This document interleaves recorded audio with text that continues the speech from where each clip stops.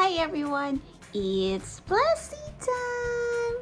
So for today's vlog, I'm going to unbox this Sabbat wireless earphones. This one is a Sabbat E12 Ultra, color pink, and it's marble. So let's start the unboxing.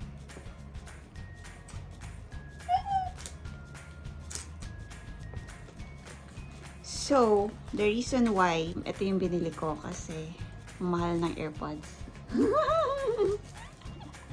At least this one, sobrang cute! So, if you were asking saan to nabili, we got this from Lazada and it's 3,200 pesos. Comes with a silicone case for the case.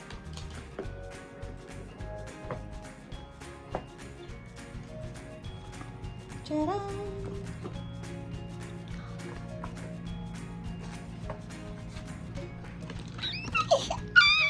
Kilig. I'm so excited to use this.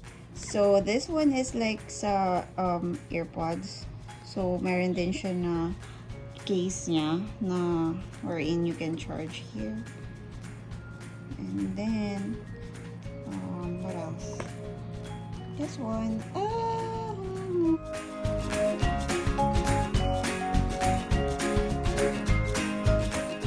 So it comes with different sizes of earpods. So there. Oops. Yeah, I'm going to find my size later. So hindi ko na i-vlog yun. So yeah, this one is the right side. Oh, ang ganda. Perfect for me. So, I'm going to open this one na rin. And how? Sirain natin. Here. So, it's white and then there. So, yung model lang. And then, if ilang milliamps siya. 750 milliamps. Okay. So, it's a USB-C. And then, wait, let's try na rin this one. The silicone case. So this one is free naman. So it's nice to have. Mamimili ka ng color eh. So for me, I chose the black one. Ta-da!